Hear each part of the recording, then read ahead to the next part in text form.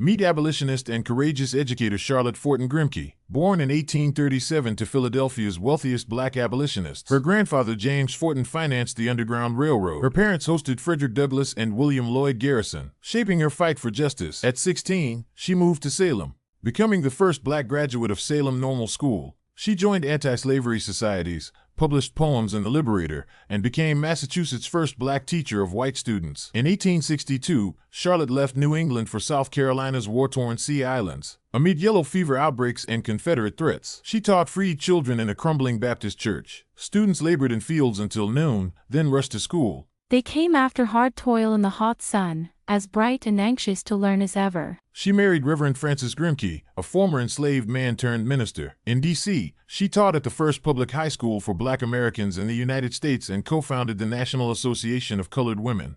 Her diaries, published as Journals of Charlotte Forten Grimké, remain a vital record of Reconstruction.